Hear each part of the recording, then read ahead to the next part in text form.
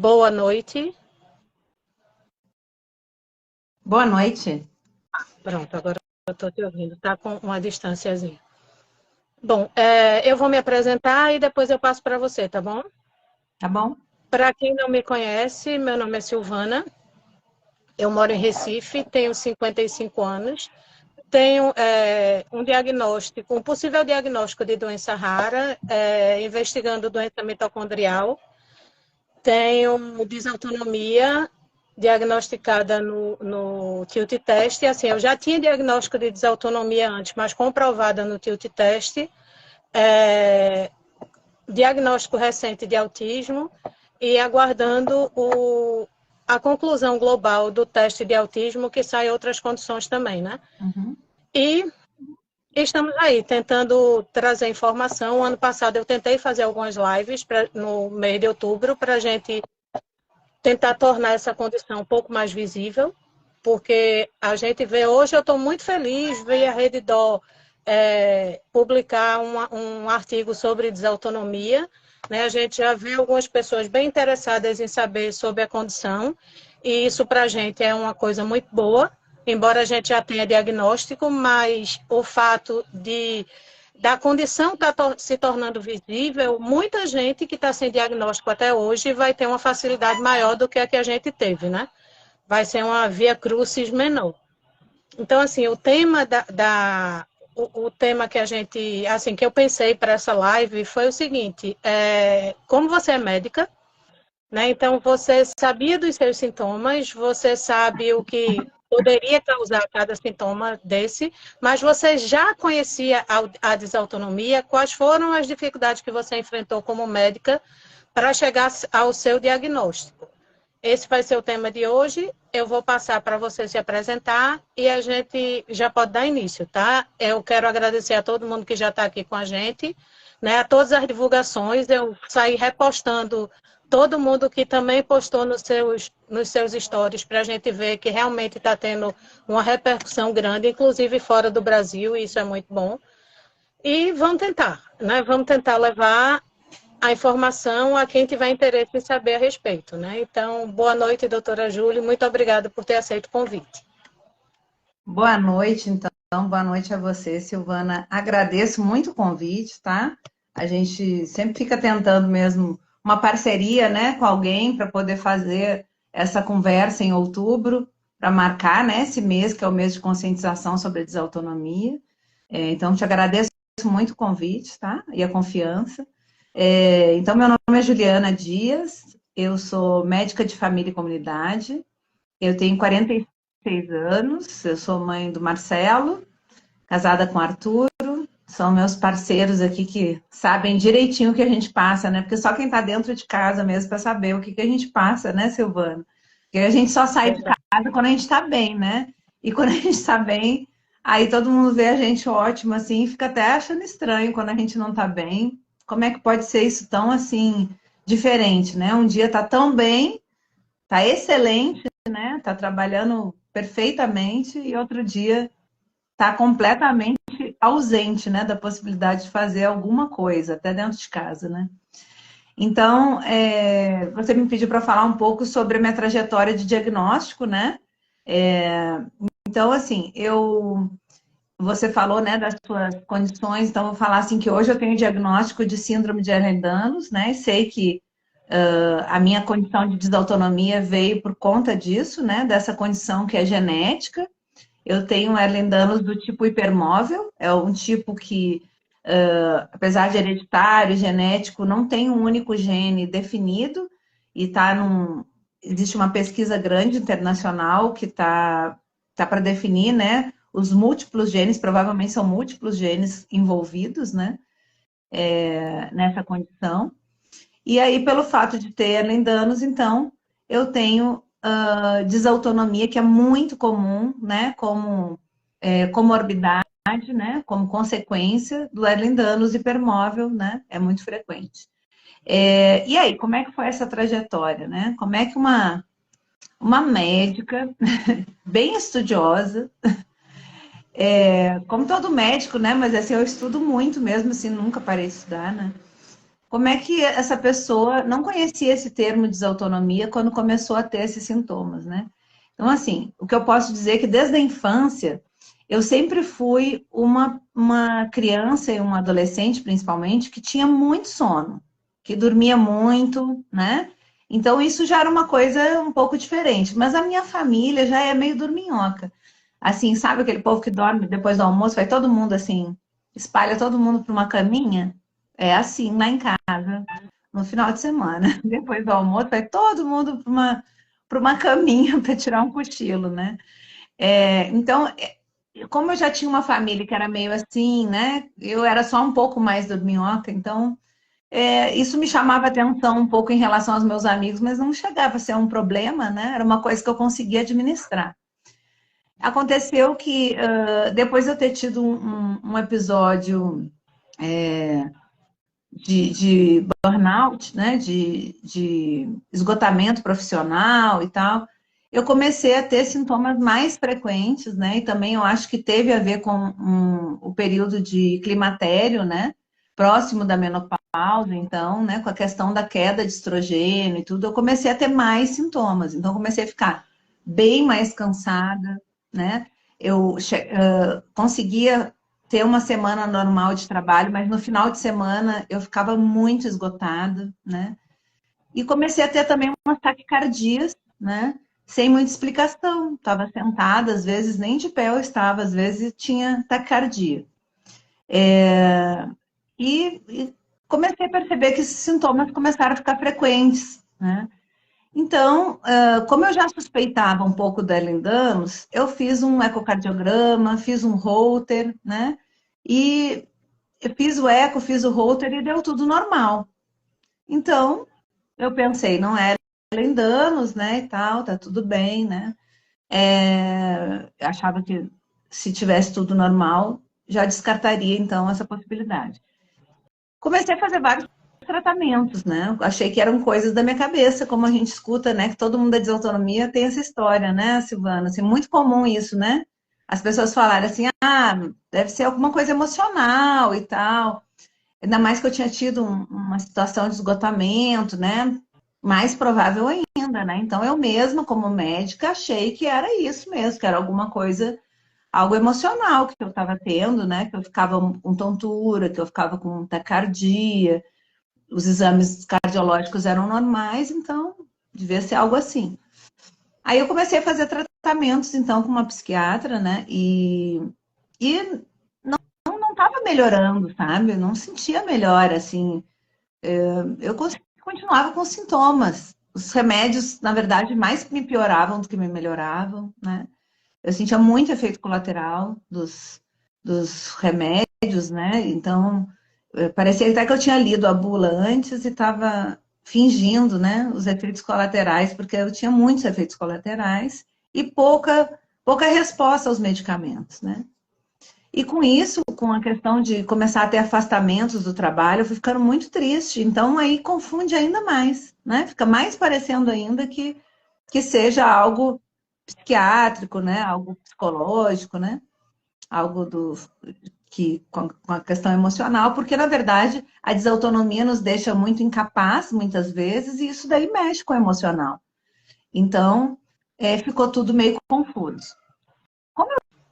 Eu vi que não estava, eu troquei vários medicamentos psiquiátricos, acho que fiz 1 ano e meio de tentativas de medicamentos psiquiátricos e não tive resposta, né? E eu fui procurar uma colega que é muito competente, homeopata e médica de família. E comecei a tirar todos os medicamentos, melhorei de algumas coisas, mas não continuava com sintoma, né? E me entreguei um pouco a sentir o meu corpo, né? Então eu fiquei assim com muito sintoma mesmo, porque daí eu não tomava nada e deixei o corpo falar. E com isso acabei ficando 2 meses acamada, deitada na cama, com pouca consciência, aquele brain fog, né, que é um sintoma clássico da desautonomia, e acho que talvez seja o pior sintoma, né, que é uma sensação meio de coma, né, como se estivesse meio em coma, assim, tu não consegue responder normalmente para as pessoas, né, meio que te vive te arrastando em casa, assim, não consegue fazer nada, não consegue raciocinar direito, tem momentos de melhora, mas às vezes fico quase o dia inteiro com sintomas, sem conseguir interagir muito bem, né, e fazer suas coisas, nem sair de casa, né. Então eu fui deixando esse corpo falar, mas eu estava ficando meio preocupada. Eu comecei a medir a pressão e a minha pressão estava sempre ficando baixa. Eu sempre tive uma pressão mais baixa, eu já tinha tido 2 desmaios na minha vida. E eu achava que, 2 desmaios, sei lá, tudo bem, né? Quem desmaia 2 vezes na vida, tudo bem, não é uma coisa significativa, não foi nada assim que se permaneceu, né? Então, ok. E aí, depois desses 2 meses, passando muito mal, com uma pressão cada vez mais baixa, eu comecei a ficar meio preocupada de ter até um AVC, né? Ter algum problema mais grave, porque eu estava me sentindo muito mal. E aí eu senti um sintoma que foi a dica para mim, que não era psicológico e que eu não podia ficar esperando também. Que eu comecei a sentir muita parestesia nos pés. Parestesia, assim, tipo uma dormência, um formigamento nos pés, né? E esse sintoma não é um sintoma comum na depressão, né? E nem sintomas psiquiátricos, assim, isso não está descrito, né? Como um sintoma comum. E também, então eu fiquei curiosa com aquilo, né? Foi uma pista. E aí eu procurei, então, uma neurologista, uma excelente neurologista aqui de Belo Horizonte, né? E expliquei para ela o que estava acontecendo e falei para ela que eu estava muito preocupada com essa questão do formigamento nos pés. E esse formigamento nos pés, então, o exame que a gente faz, né? Um dos exames que a gente faz para avaliar é a eletroneuromiografia, né? Faz aqueles choquinhos e você vê como é que está o funcionamento dos seus nervos periféricos, né? Então, fazendo o exame, foi possível diagnosticar, né, que tinha mesmo uma neuropatia periférica, né? Então, assim, eu tinha mesmo uma neuropatia. Então, foi um alívio para mim saber que não era coisa da minha cabeça. Deixa eu te Né? atrapalhar rapidinho. Na eletroneuromiografia, mostrou algum comprometimento do simpático ou do parasimpático? Não, a eletroneuro não avalia isso. Ela Na minha avalia só. mostrou. Na minha Bom, mostrou. a minha não avaliou isso, tá? E a minha, e em geral, assim, em geral, né? Não tem esse tipo de avaliação. Na minha não tinha, tá? Eu até não conheço isso, então não vou nem poder te comentar esse teu caso, essa tua situação, tá? Então, o que apareceu foi que a transmissão nervosa, né, estava afetada, então, bem distalmente, bem no finalzinho ali, né, das terminações, só nos pés, né, não tinha nas mãos e era nos 2 pés. E também na avaliação clínica, no dia que eu fui fazer o exame, ela falou assim: você não reparou não que você tem os dedos um pouquinho em garra? Os dedinhos, né, do pé um pouquinho em garra? Aí eu falei, eu não sei, porque eu acho que minha família toda tem o pé meio, né? Tem outras pessoas na família que tem, eu achei que isso não teria problema, né? Ela disse assim, pois isso também é uma pista. Então, a gente tinha ali 2 pistas para começar a investigar. Quando eu vi que eu tinha essa eletroneuromiografia mostrando mesmo a alteração, eu voltei a estudar a Ehlers-Danlos, né? Falei assim, gente, será que não é Ehlers-Danlos mesmo? Porque, né? Eu acho, tinha esse palpite que era o que eu sabia de Ehlers-Danlos que podia ser. Mas com a questão cardiológica muito normal, eu achava que nas minhas aulas, né, nos meus estudos, a questão cardiológica aparecia sempre como uma questão bem presente. E, na verdade, não é tão presente assim, né? Tem muita gente que tem Ehlers-Danlos e não tem cardiopatia importante. Tem só a desautonomia, né? Atrapalhando ali, o funcionamento do coração. Mas não chega a ser uma alteração que se vê em ecocardiograma ou que se vê em eletro ou em Holter, né? Então, eu comecei a ler e vi que tinha, que a neuropatia periférica era uma complicação de Ehlers-Danlos. Então, eu comecei a ler mais sobre Ehlers-Danlos e vi que eu devia ter Ehlers-Danlos mesmo. Mas o que mais estava me incomodando naquele momento ali eram os sintomas da desautonomia, né? E eu ainda não sabia direito, né, se eu tinha desautonomia ou não. Parecia que sim, mas não tinha muita certeza e tal.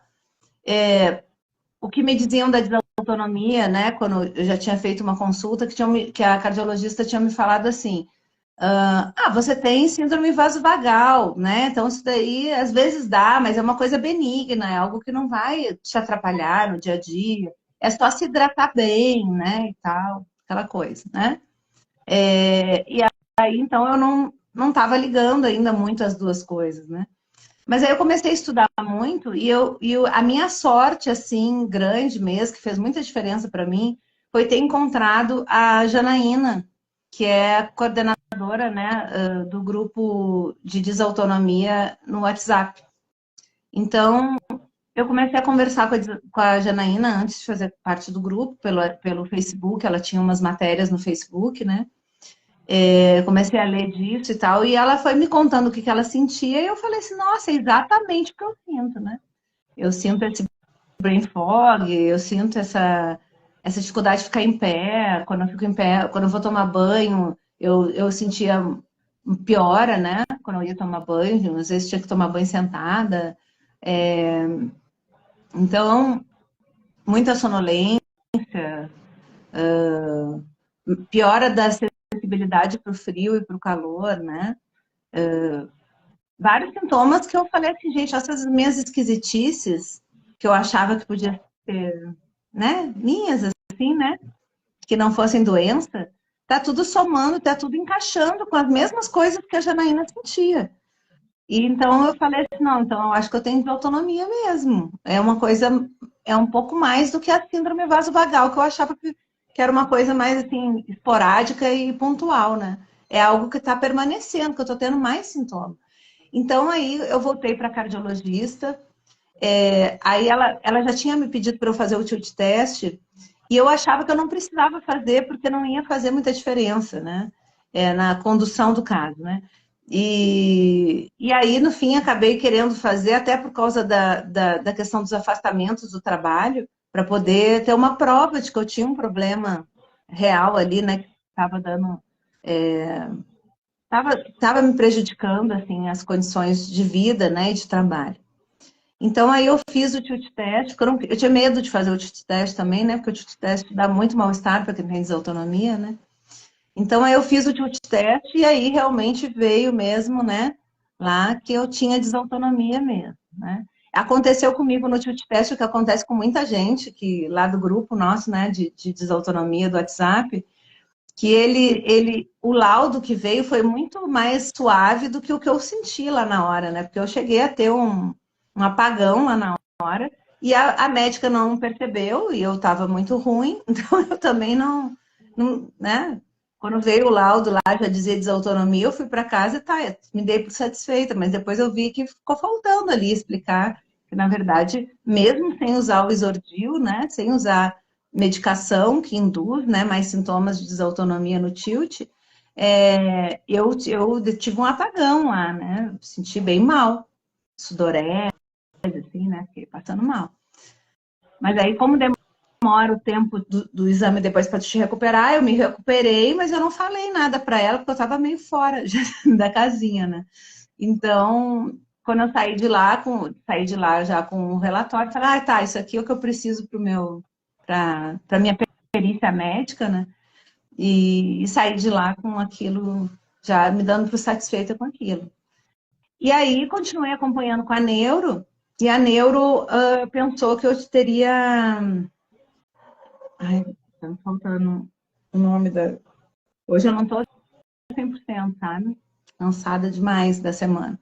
Do calor aqui de Belo Horizonte. Não. Ela. Ai, Jesus, não vou lembrar. Mas é uma doença genética, cardíaca, principalmente, que tem um comprometimento cardíaco muito grande. Se alguém quiser chutando aí, eu leio aqui e falo se for. E que tá muito em voga agora, porque é um tratamento novo para essa doença, sabe? E aí eu fiz, e aí ela conversou, felizmente, né? Tenho duas, uma neuro e uma cardio que conversam, olha que maravilha. Então elas conversam, né? Elas trocaram ideias, e elas achavam que eu tinha esse problema. Vamos ver se até o final da live eu lembro para poder falar o nome. E aí eu fiz vários exames investigando esse amiloidose, exatamente, alguém falou isso. Amiloidose hereditária e tal, né? E aí eu fiz todos os exames, né, que precisava fazer para amiloidose, inclusive exames genéticos, consultei com uma geneticista e tal, mas deu tudo negativo, felizmente, né? Porque seria pior, né? E aí deu para eu saber que eu não tinha. Aí foi difícil até assim, porque eu batia muito na tecla do Ehlers-Danlos e eu não queria fazer muitos exames, né? Eu sou médica de família, parecendo que as médicas bem velhas, que não gostam de ficar fazendo exame e nem gostam de ficar dando remédio demais para as pessoas. Então, como eu sou assim com meus pacientes, eu também não queria ficar fazendo um monte de exame que eu achava que não tinha sentido. Mas aí eu fiz todos os exames e aí deu que eu não tinha amiloidose. Aí sim, com uma consulta com uma geneticista, eu levando para ela que eu achava que eu tinha Ehlers-Danlos mesmo, levando todos os exames que eu tinha, isso mesmo, a Janaína falando que eu sou paciente dela, sou mesmo, Jana. E, nossa, a Janaína me ajudou demais, eu acho assim, ela é minha irmã para mim, assim, muito, uma pessoa assim que tem um valor imenso na minha jornada. E aí, quando conseguiu descartar e eu consegui a consulta com a geneticista, e ela fez toda a investigação familiar, eu fiz o exoma, tudo, gastei todo esse dinheiro, que é um dinheirão, né? Que é nossos planos de saúde são muito resistentes para pagar, né? Não paga exoma, assim, eu não conheço, assim, são poucas pessoas que eu conheço que conseguiram exoma pelo plano. Aí eu fiz o exoma, então aí eu fechei o meu caso, que era realmente Ehlers-Danlos, hipermóvel, com desautonomia, com neuropatia periférica, né?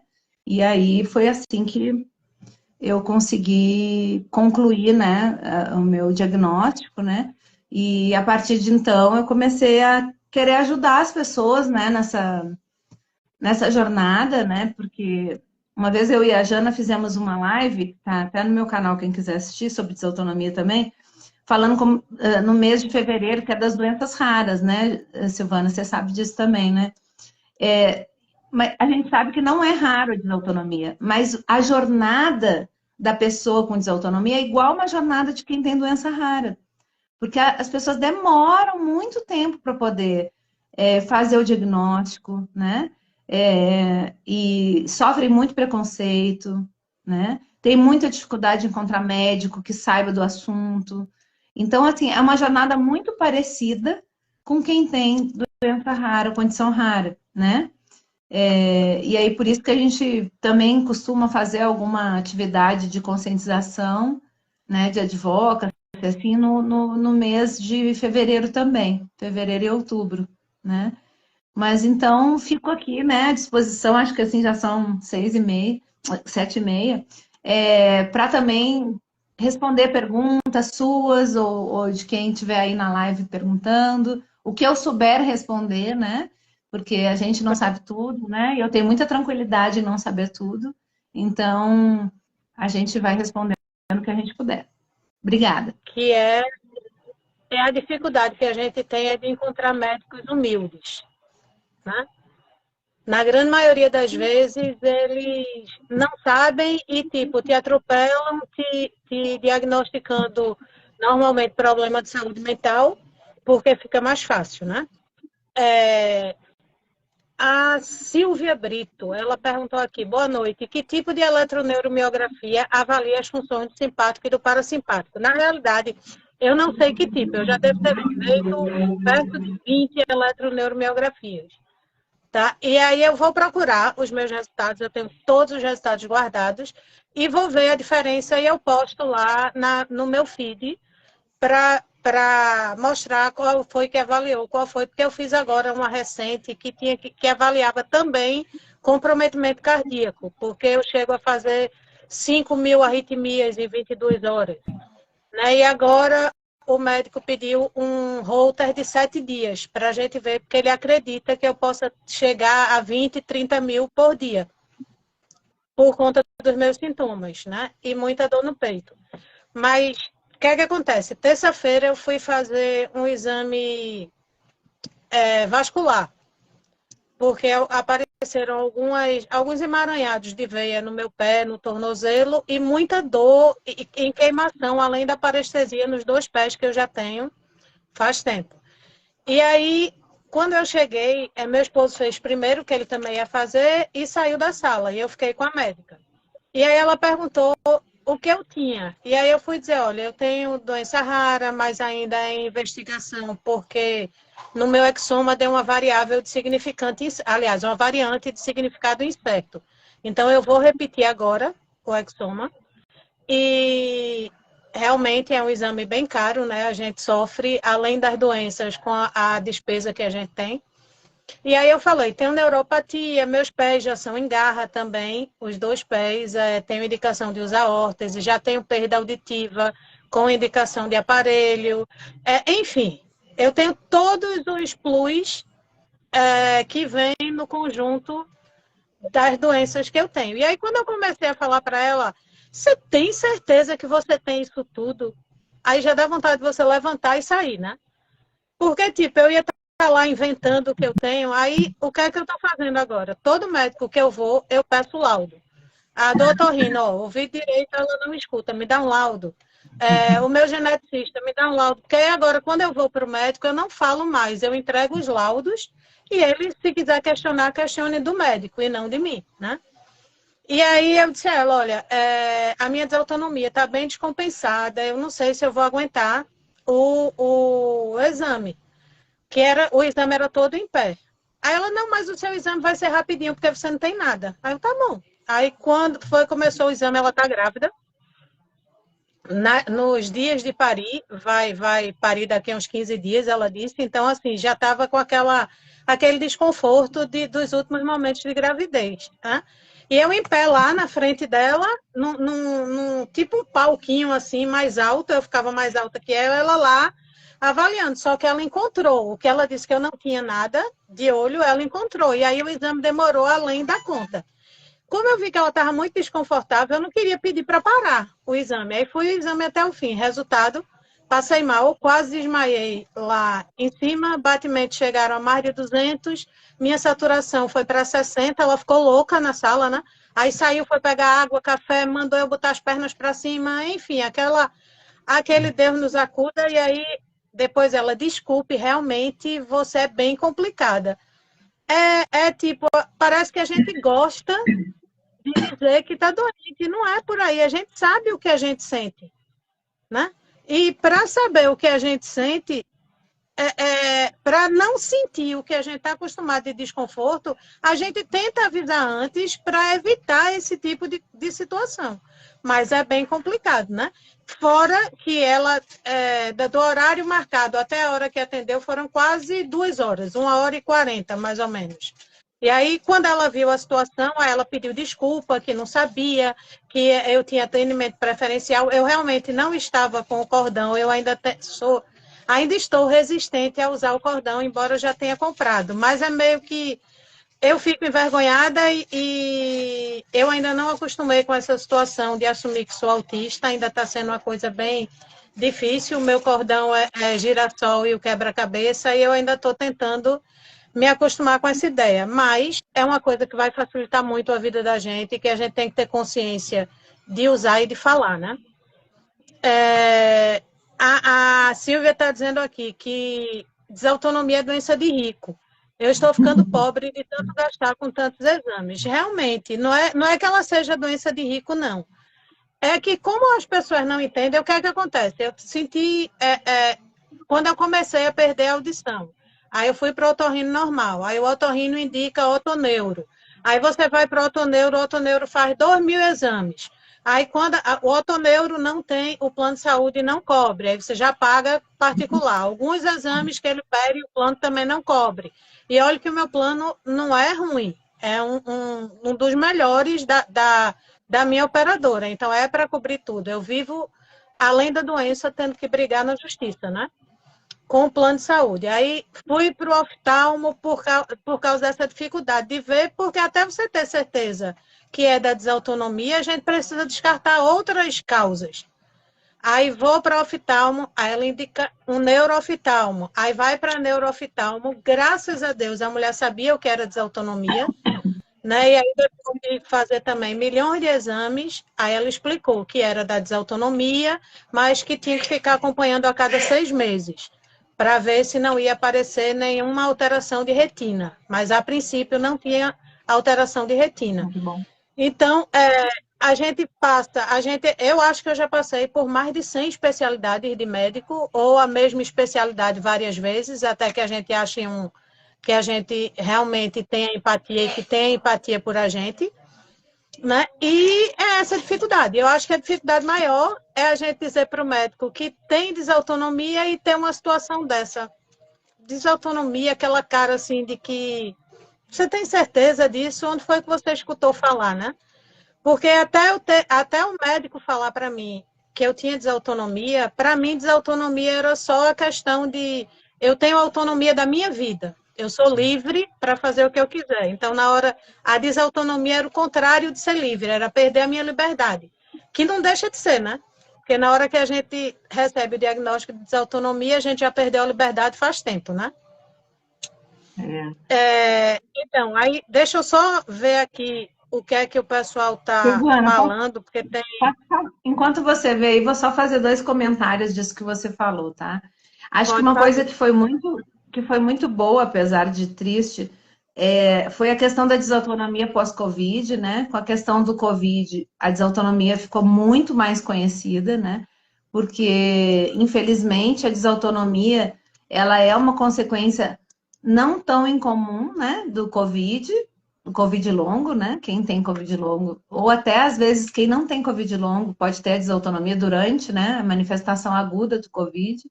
E isso facilitou muito a nossa vida, muito, porque realmente o termo ficou muito mais conhecido, né? Porque antes, na minha faculdade, eu posso te garantir que eu não tive nenhuma aula, nem eu nem meus colegas, tive nenhuma aula que falava de desautonomia, tá? Esse termo usava, eu tinha ouvido falar e tinha, né, aprendido alguma coisa sobre síndrome vasovagal, como uma coisa que é esporádica, de pouco risco, o único risco é a queda, e que não precisava investigar muito, porque, né, em geral não tem nenhum fator, não tem nenhuma complicação a médio prazo, assim, né? Então,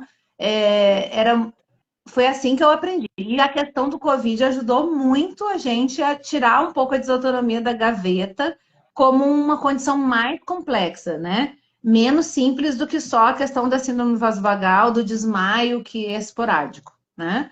Porque não se resume a isso. A pessoa pode ter esse tipo de desautonomia, que é mais pontual, mais raro, sem complicações, mas existem vários outros tipos, né? Como você está falando aí, uma desautonomia que pode gerar num esforço, num teste de esforço, batimentos acima de 200, né? E colocar a pessoa em risco, inclusive até fazendo exames, né? Então, ou até fazer no tilt desencadear uma crise, a pessoa ficar um mês, mais de um mês de crise por causa do tilt, né? Então, assim, não é brincadeira, não, né? Não é sempre que é uma coisa mais simples. E a outra coisa que eu queria te falar, que você comentou aí, é a questão do uso do colar e do QR Code, né? Com um resumo do teu caso, né? Então, acho que essa é uma dica muito legal para quem está aí, quem está começando nessa jornada, né? De desmistificar essa coisa de ter vergonha, né? Porque, assim, realmente, eu também estou usando colar, sabe? Eu não usei antes, acho que um pouquinho por vergonha, mas mais porque eu achava que eu estava dando conta, né? Eu estava dando conta, estava dominando a situação, eu estava me iludindo que eu estava dominando a situação, né?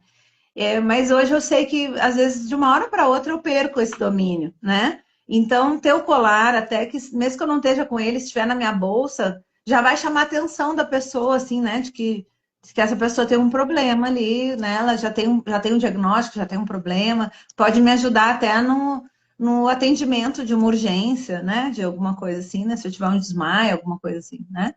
Então, eu acho super importante as pessoas usarem o colar, sabe? Eu uso o colar sempre que eu tô em fila, assim, né? Quando eu tô numa situação que eu tenho que ficar numa fila, que eu evito ao máximo ficar em fila, mas se eu tiver que ficar numa fila, eu uso o colar para poder identificar, né, e me ajudar.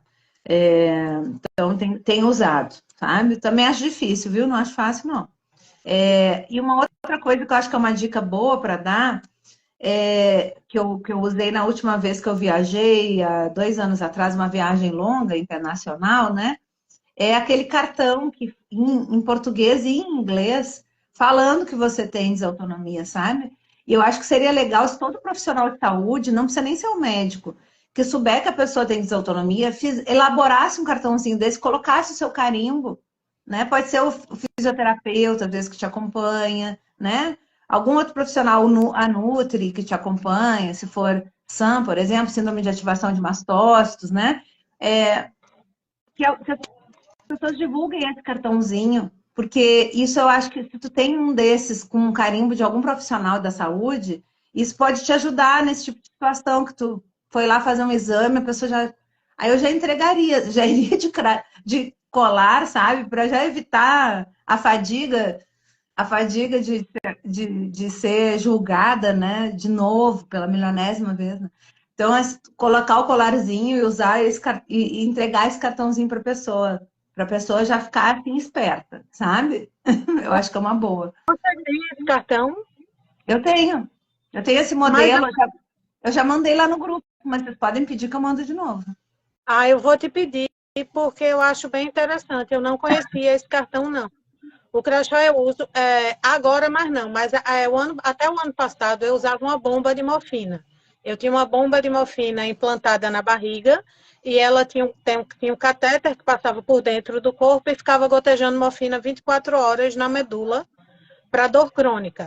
E essa bomba, eu tinha uma carteirinha da bomba, né, que dizia tudo o que eu tinha, o que eu usava, o telefone do meu médico, tal. E aí eu não podia ficar em fila, entrar em porta com detector de metais, essas coisas. Então eu usei essa carteira para facilitar o meu atendimento prioritário na grande maioria das vezes, porque as pessoas olham para a gente e dizem, mas você não tem cara de doente.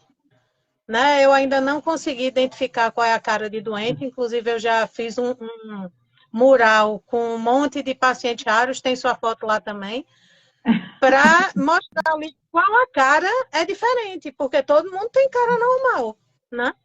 E tanto o cartão quanto a minha carteirinha da bombinha de morfina, que eu ainda tenho, embora eu não use mais a bomba, mas a gente precisa realmente ter alguma coisa que ateste que a gente tem as condições, né? E que mostre quais são as consequências que pode ter a falta de atendimento prioritário, né? Porque o esperar muito tempo sentado, esperar muito tempo em pé, ou o próprio cansaço de você ficar ali, por melhor que seja a condição, com ar-condicionado, ou que tenha um café, uma água tal, mas isso não vai ajudar a gente quando a coisa chega mesmo para derrubar, nada segura. Ô, Né? Silvana, deixa eu te contar uma que aconteceu comigo, né? Nessa investigação que eu estava fazendo de... Ai, de novo faltou a palavra, que horror. Enfim, nessa investigação que eu estava fazendo, eu estava tão fadigada, tão sonolenta, que eu tinha dormido à noite. Hoje, por exemplo, eu dormi muitas horas durante o dia. Eu falo, quem vê close não vê corre, né? Quem vê close não vê corre. Hoje eu passei o dia dormindo, assim, bem sonolenta, com muita dor, tomei o remédio para dor e tal, né? Mas a gente não fica falando isso, porque ninguém quer ficar falando disso, né, gente? A gente quer viver a nossa vida, né? Então, assim, quando a gente está bem e não fica falando disso, ninguém pensa. Amiloidose, de novo, elas lembrando ali. É amiloidose mesmo. Então, quando eu estava investigando a amiloidose, eu tinha que ficar esperando um tempo, porque a médica demorou e tudo mais, né? E aí eu estava com muita sonolência, mas eu não era capaz de ficar com os olhos abertos. Eu estava muito, muito sonolenta. Aí eu vi uma caminha para exame, né? Que é o lugar onde fazia exame. E eu pedi para a recepcionista, por favor, se eu podia ficar deitada lá, porque eu tava com medo de cair assim, dormindo, né? E na época eu não usava colar, né? E eu tava achando super que eu tava dando conta das coisas, viu só? E aí eu peguei, fui lá e fiquei deitada, dormindo até a hora do meu exame. Felizmente a pessoa foi. Eu tive coragem de me expor, né? E dizer que eu precisava disso. E a recepcionista foi sensível à minha situação, acreditou em mim, né? Porque senão eu podia ter caído, ter machucado, né? Eu conheço muitas pessoas de autonomia que já se machucaram, a Janaína é uma, né? Se as pessoas se machucam feio, assim, né? Tem fratura de maxilar, umas coisas horrorosas, assim, são quedas feias, né? Então as pessoas têm que ter uma noção de que estão em risco, sabe? Assumir esse risco é importante para a tua própria saúde, né? Essa questão do sono, hoje eu estou até um pouco mais controlada, mas eu tive que parar de dirigir, porque eu dormia dirigindo, eu dormia no banheiro, eu dormia comendo, eu dormia falando no telefone, fiz vários testes para narcolepsia, e hoje eu sei que faz parte do contexto da desautonomia. É muito Mas, comum. assim, a É gente muito precisou comum. adaptar todo o banheiro. Meu banheiro é adaptado com barras no box, com barra do lado da bacia sanitária, porque eu caí da bacia algumas vezes dormindo. Né? Eu fiquei proibida de fechar a porta de chave aqui em casa, porque quando eu demorava muito no banheiro, meus filhos, meu marido já ia lá para ver, porque sabia que eu estava dormindo no banheiro. Então, assim, hoje eu sei que faz parte do contexto, mas até então eu não sabia. E aí a gente fica sem saber, as pessoas ficam achando que você está com preguiça ou realmente que está com depressão. Né? Você falou que o pior sintoma para você é a questão da POTS, né? Da síndrome Brain fog. postural. Eu acho que o Eu pior ainda para mim é o acho brain que. fog. O brain fog, desculpa, o brain fog. Para mim, o pior sintoma eu acho a fadiga. Sabe? Porque eu acho ele incapacitante. Aliás, o brain fog também é incapacitante, né? Os dois É, os dois são muito incapacitantes, né? Os dois. Eu acho assim, a fadiga, ela é cotidianamente, né? Não sei se para ti é assim, Silvana, mas para mim a fadiga é no dia a dia, assim, o planejamento do meu dia é completamente diferente hoje do que era 5 anos atrás, né? Eu não posso mais planejar tantas coisas. Pelo contrário, eu tenho que planejar muito pouca coisa. Se eu fizer mais, eu fico no lucro, né?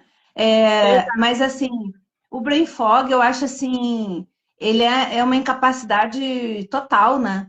Assim, tu não consegue planejar nada, assim, tu não consegue, eu não consigo, assim, por exemplo, ter a iniciativa de pedir o medicamento que está acabando. Eu não consigo, assim, mínimo, entendeu? Assim, é uma incapacidade muito total. Agora, no dia a dia, eu também acho que a fadiga é a pior, entendeu? Mas, assim, o brain fog, assim, eu quando eu não tenho digo brain que fog, está eu fico. acontecendo. O O brain, brain fog é ruim no momento que está acontecendo, e a isso, fadiga é constante. é constante.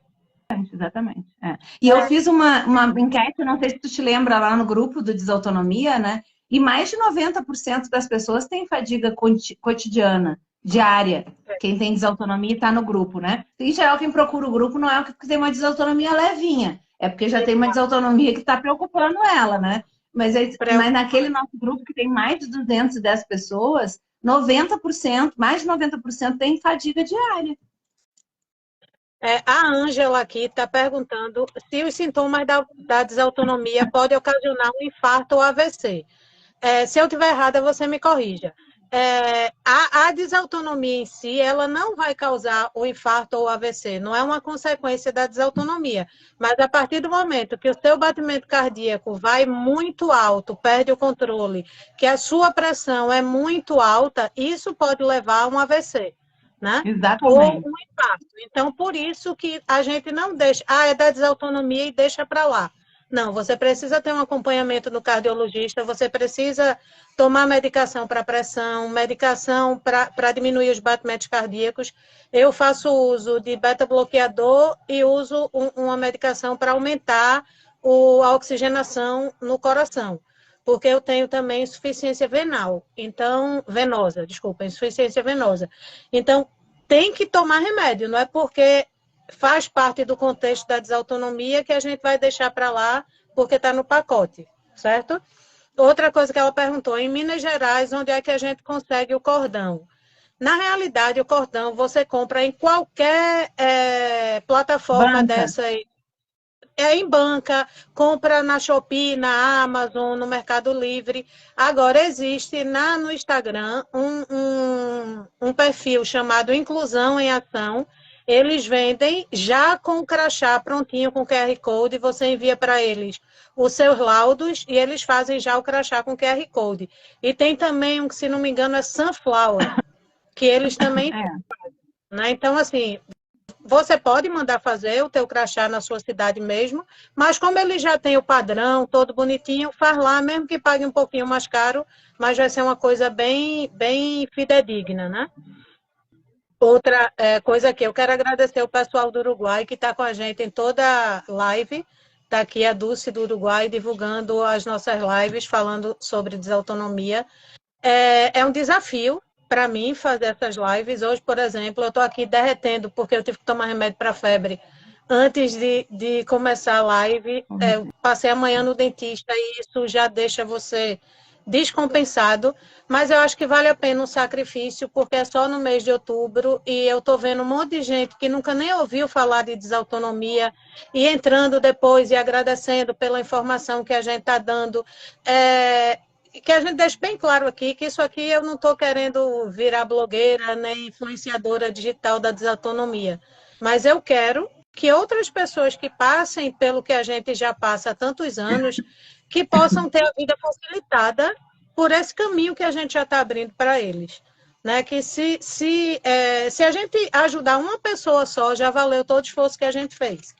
Né? E se a gente conseguir ajudar mais de uma, então, aí é que valeu mesmo, né? Então, essa questão de trabalhar no mês de outubro, eu também fiz algumas lives no mês de fevereiro lá, da conscientização das doenças raras. Aqui na minha cidade teve alguns eventos na Secretaria de Saúde e tal, na época eu não pude participar porque eu não estava aqui, mas assim, eu tento me envolver com isso, porque eu acho até que, no meu caso, que já aposentei por conta das minhas patologias, meio que dá um ritmo de vida para a gente, uma vontade de continuar lutando, porque é bem desanimador. Né? Eu acho que todas as condições juntas, só a desautonomia já é desanimadora o suficiente. Mas quando você não tem só desautonomia, você tem várias condições difíceis de serem tratadas, difíceis de serem diagnosticadas. Então, assim, é quase impossível você não desanimar. E aí, essa coisa de você tentar ajudar outras pessoas, a Janaína, para mim, ela eu acho que não existe no Brasil, quiçá no mundo, alguém que saiba mais de desautonomia do que Janaína. Então, para mim, conversar com ela, ter ela como amiga, irmã, assim, é uma honra, né? A gente trazer Janaína aqui para uma live é uma coisa, assim, sensacional. E aí, quando a gente consegue trazer pessoas que, em outras situações, seriam para a gente inacessíveis, como você, Janaína, dia 19 vem a doutora Letícia Barros, que é fisiatra. Eu convidei também a doutora Patrícia Rueda, que acho que você sabe quem é, né? Que ela é cardiologista de Brasília. E a doutora Laura Giovanella, que é reumatologista. E a doutora Patrícia não tem desautonomia, tá? Mas a doutora Laura, que é reumato, ela tem desautonomia. Talvez ela não consiga vir, porque ela está lá tratando no NeuroHeart, né? Fazendo reabilitação lá. Então, assim, são pessoas que em outro momento seriam para mim, por exemplo, que não sou da área de saúde, seriam inacessíveis. Eu não conseguiria falar com elas a menos que eu fosse para uma consulta. Então, para mim, hoje é uma honra poder lhe receber, poder receber outros médicos para falar de uma condição que não faz parte do meu perfil profissional. Né? A minha área é de informática, nada a ver com saúde, mas eu tenho hiperfoco em saúde, principalmente depois que me descobri tão complicada. E aí, assim, é uma coisa que eu tento estudar, tento procurar saber cada vez mais e disseminar informação. E eu acho que ter esse convite aceito por vocês é uma honra muito grande. Então, eu quero lhe agradecer imensamente por estar aqui com a gente, por trazer a sua história, por se fazer conhecer diante de uma fraqueza, né? Porque não que seja fraqueza sua, mas é uma fraqueza do nosso corpo quando a gente assume que está doente, né? Eu conheço várias pessoas que não têm coragem de falar da doença que tem, porque acha que as pessoas vão lhe olhar diferente e tal, e eu acho que, por mais que seja uma fraqueza do nosso corpo, falar dela nos faz cada vez mais fortes. Né?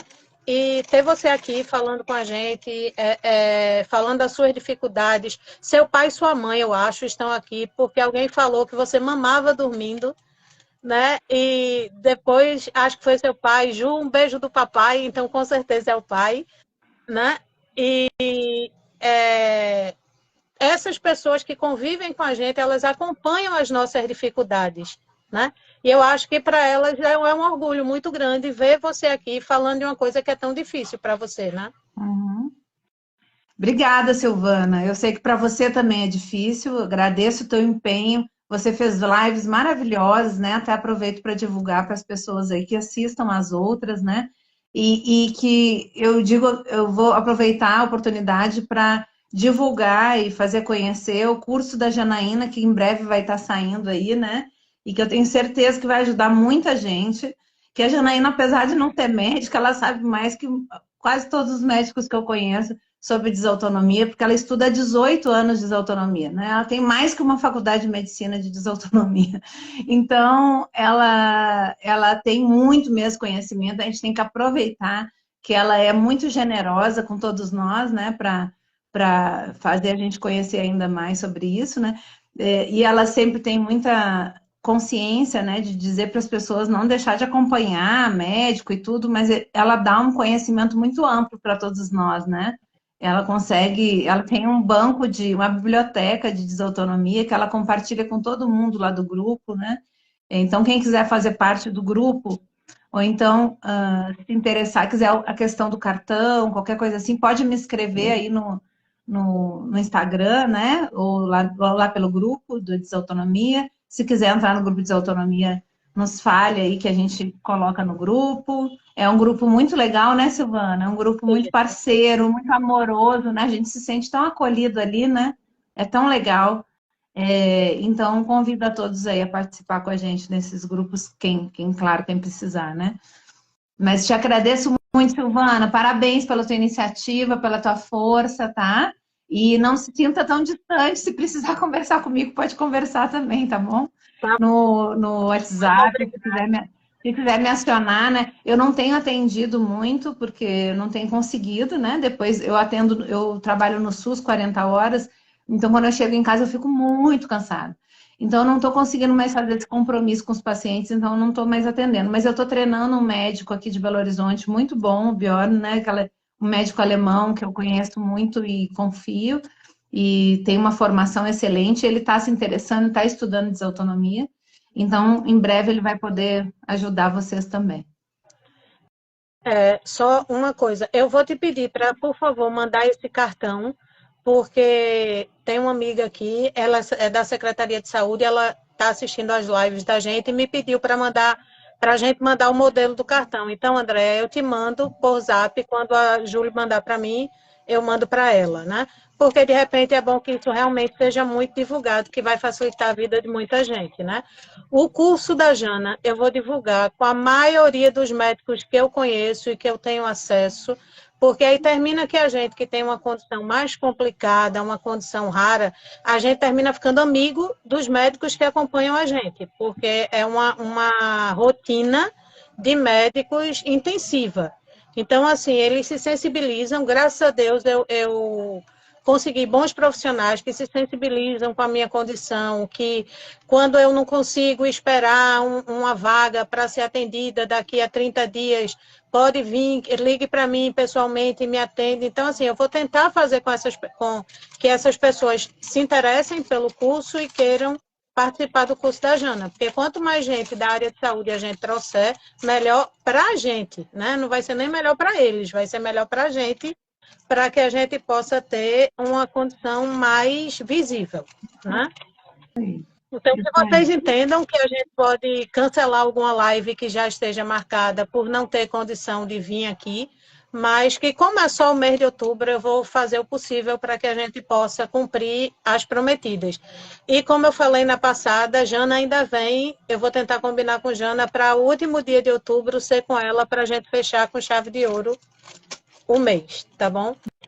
Doutora Ju, vamos lá, que você está cansada. Eu vou pedir desculpa a quem eu não consegui responder pergunta, porque como eu estou com a crise braba, eu não estou conseguindo enxergar as perguntas. Eu estou vendo aqui, estou com 2 celulares Silvana, tentando chegar. eu fico à disposição. Quem quiser me fazer pergunta no Instagram, eu respondo, né? Mensagem, a pessoa pode mandar mensagem direto para mim. Eu vou responder tudo que eu puder, tá? No tempo que eu puder. Tá bom? Pronto, a mesma coisa, se quem me seguir, não seguir a doutora Júlia, vai lá e segue ela, mas pode mandar para mim que eu encaminho para ela. Manda as mensagens para a gente por direct e o que a gente não souber, eu pelo menos, o que eu não souber responder, mas eu vou procurar quem saiba e dou a resposta para vocês, tá bom? Então, que Deus abençoe todo mundo. Foi uma noite maravilhosa, foi extremamente informativa, né? A live ajudou muito quem está aqui. E mais uma vez quero agradecer a doutora Juliana, a todos que estiveram com a gente na live, no dia de feriado, depois de ter, pelo menos aqui no Brasil, né? Um feriado para a gente aqui no Brasil, mas mesmo assim ela se dispôs a estar aqui com a gente. E a nossa próxima live está agendada para o dia 19. Se tiver alguma antes, eu aviso a vocês pelo Instagram, tá bom? Então, se despeça da gente aí, doutora, e muito obrigada por ter aceito o convite. Muito obrigada, Silvana. Bom descanso para você, melhora. Se eu puder te ajudar em alguma coisa, você me escreve, tá bom? Um beijão. Um beijão, Deus abençoe. Tchau, tchau, pessoal. Tchau, tchau.